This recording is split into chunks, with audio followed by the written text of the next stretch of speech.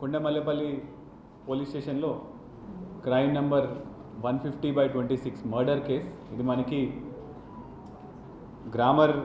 Nagarjuna grammar concept school principal Rupa Reddy గారి మర్డర్కి సంబంధించి మనకు ట్యూస్డే రోజు 11th ఈవినింగ్ మనకి మర్డర్ అవుతుంది. మనకి 12th రోజు పొద్దున వాళ్ళ హస్బెండ్ వచ్చి చూసి మనకి 12th రోజు మన పోలీస్ స్టేషన్కి వచ్చి మనకి కంప్లైంట్ ఇవ్వడం జరిగింది. దాని తర్వాత ఎమ్మటే మనం సీన్కి వెళ్ళి సీన్లో చూస్తే రూపారెడ్డి స్టాబ్ ఇంజురీస్తో చనిపోయి మనకి అక్కడ ఉంటుంది. ఎమ్మటే మనం క్లూస్ టీమ్, డాగ్ స్క్వాడ్ ఇవన్నీ కూడా తీసుకొని సీన్కి వెళ్ళడం జరిగింది. అయితే ఆ టైంలో మనము ఒక 5 స్పెషల్ టీమ్స్లో ఫామ్ చేసి ఈ స్పెషల్ టీమ్స్ అన్నీ కూడా forensic evidence, technical evidence, probable suspects, any property offenders వేరే రాష్ట్రాలకు వెళ్ళి, లేకపోతే ఏదైనా సైకోలు, లేకపోతే పాత నేరస్తులు, వీళ్ళందరూ ఎవరైనా ఉన్నారా అని చెప్పేసి ఈ 5 ప్రత్యేక బృందాలు ఒక్కొక్కరు ఒక్కొక్క ఇన్స్పెక్టర్ ర్యాంక్ వాళ్ళ ఆధ్వర్యంలో మనం ఫామ్ చేయడం జరిగింది. ఇందులో మనకి ముఖ్యంగా ఫస్ట్ వచ్చిన క్లూ ఇది సీసీటీవీ ఫుటేజ్. ఆ ఇంట్లో సీసీటీవీ కెమెరాస్ బయట ఉన్నాయి కానీ వెనక సైడ్ లేవు. సో వీళ్ళు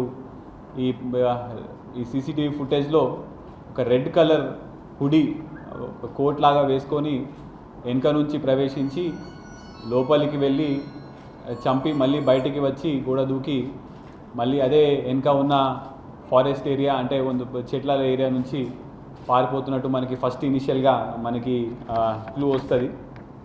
దీనికి సంబంధించి సుమారు మనము దొంగతనం అంటే ఈ మర్డర్ అయ్యే ముందు తర్వాత కూడా చుట్టుపక్కల ఉన్న అన్ని 70 వరకు కెమెరాలు మనం అన్నీ చూడడం జరుగుతుంది. ఎక్కడైనా ఈ రెడ్ హూడీ అనేది మనకి ఎక్కడైనా దొరుకుతుందా అని చెప్పేసి.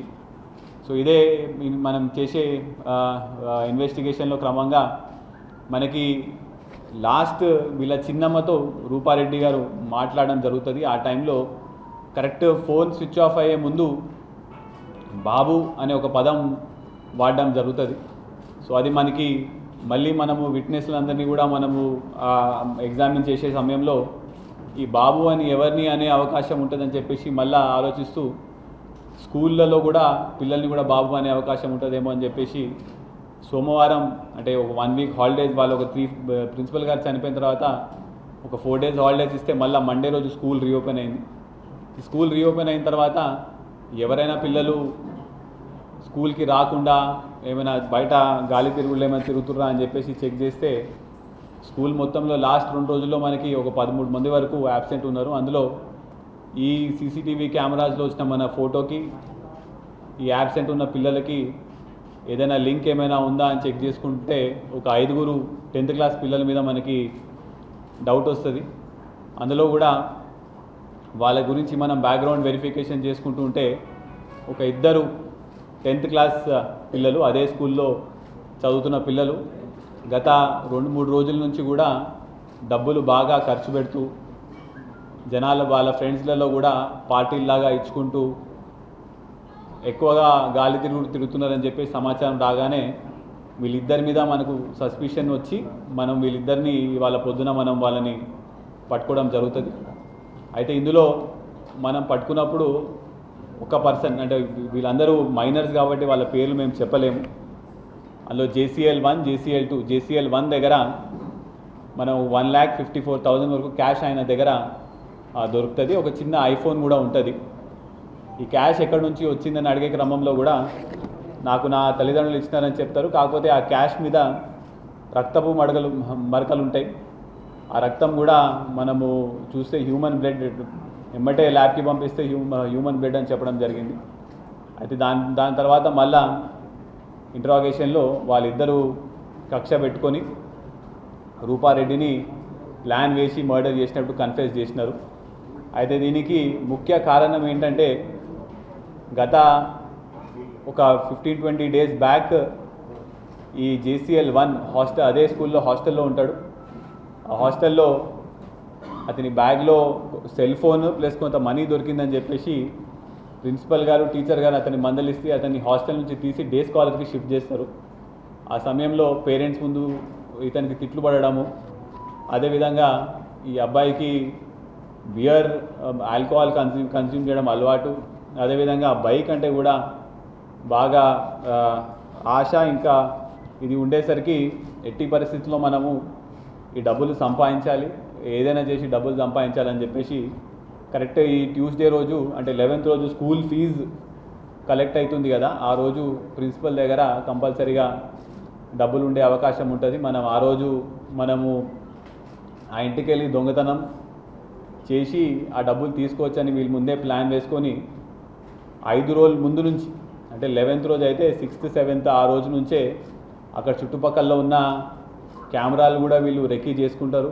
అదేవిధంగా గ్లవ్స్ కొనడం జరుగుతుంది.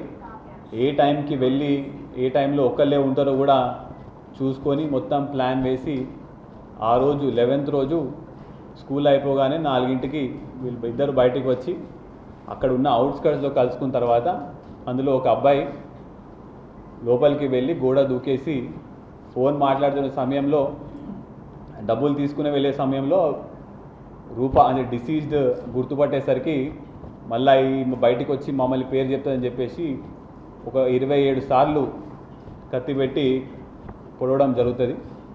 అయితే ఆ సమయంలో ఫోన్ కింద పడిపోతే ఫోన్ కూడా తీసుకొని వెళ్ళిపోవడం జరుగుతుంది. కొంత గొంతులోంచి మాట వచ్చి మళ్ళీ ఇంకెవరికైనా చెప్తుందని చెప్పేసి ఫోన్ కూడా తీసుకొని వెళ్ళిపోవడం జరిగింది. అది ఇప్పుడు ఇవాళ వాళ్ళ దగ్గర నుంచి మనము 1,54,000 క్యాష్, దాని మీద బ్లడ్ స్టెయిన్స్ ఉన్నాయి, అది రికవర్ చేసినాము.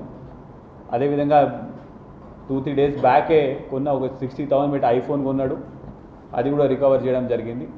ఈ ఫోన్ కూడా మనము రూపారెడ్డి గారి ఫోన్ కూడా మనము రికవర్ చేయడం జరిగింది. ఇప్పుడు వీళ్ళందరూ less than 18 years of age ఉన్నారు కాబట్టి ఏమంటే మనము ప్రొసీజర్ ప్రకారం ప్రొడ్యూస్ చేసిన తర్వాత మళ్ళీ కస్టడీ తీసుకొని తదుపరి విచారణ ఇంకా ఏ విధంగా ప్లాన్ వేసితో కూడా అది విచారించి మళ్ళీ ఛార్జ్షీట్ వేయడం జరుగుతుంది. అంటే మెయిన్గా ఇప్పుడు దాకా మాకు చెప్పడం ప్రకారం దొంగతనానికే వెళ్ళినారు. కాకపోతే అక్కడ గుర్తుపడతారు కాబట్టి మళ్ళీ తర్వాతైనా పోలీస్కి కంప్లైంట్ ఇస్తారని చెప్పేసి ఒక చాకు కూడా ముందే కొనుక్కొని పెట్టుకున్నారు. సో ఆమె చూసేసరికి గుర్తుపట్టేసరికి మాస్క్ వేసుకుని కూడా వెళ్ళినారు. గుర్తుపట్టేసరికి మెట్లా పోలీస్కి కంప్లైంట్ చేస్తుందని చెప్పేసి అప్పటికప్పుడు ఆమెని 27 సార్లు పొడిచి చంపేసినారు. అంటే వీళ్ళకి ఈ ఇద్దరు పిల్లలకి మాత్రం డబ్బు ఏ రకంగా అయినా సంపాదించి బైక్, కారు, ఇంకా షికారు, వీళ్ళు ఒక 1 month బ్యాక్ గోవా కూడా వీళ్ళు వెళ్ళడం జరుగుతుంది. ఇట్లాంటివన్నీ అలవాటు పడి వీళ్ళు ఇట్లాంటి పని చేయడం జరిగింది.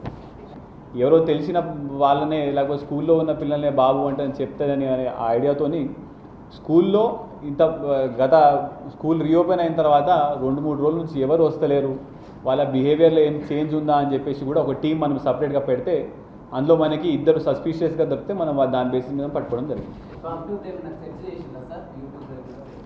యూట్యూబ్లో త్వరగా డబ్బులు ఎలా సంపాదించాలి అని ఇట్లాంటివన్నీ సెర్చ్ చేయడం మనకి ఇప్పుడు దాకా దొరుకుతున్నది. ఇంకా దాని మీద ఇంకా మనం ఇంకా విచారిస్తున్నాం.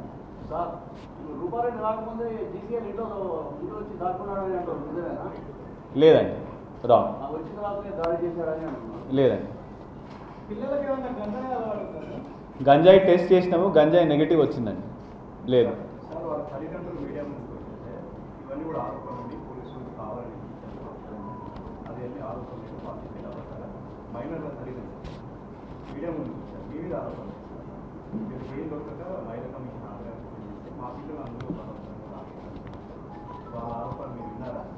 నాకు నోటీస్కి అయితే రాలేదండి. కాకపోతే ఇప్పుడు మన దగ్గర క్లించింగ్ ఎవిడెన్స్ ఏంటంటే ఇప్పుడు ఇతని పొజిషన్ నుంచి మనం ఒక 1,54,000 క్యాష్, ఆ క్యాష్ మీద రక్తం అనేది ఉన్నది. అదేవిధంగా ఇతను చెప్పే ప్రకారం కూడా మనకి ఫోన్ కూడా మనం రికవర్ చేయడం జరిగింది. అదేవిధంగా ఇప్పుడు ఆ కెమెరాస్లో కూడా సేమ్ బిల్ట్ స్ట్రక్చర్ అన్నీ కూడా ఉన్నాయి. డెఫినెట్గా we will look in to all aspects.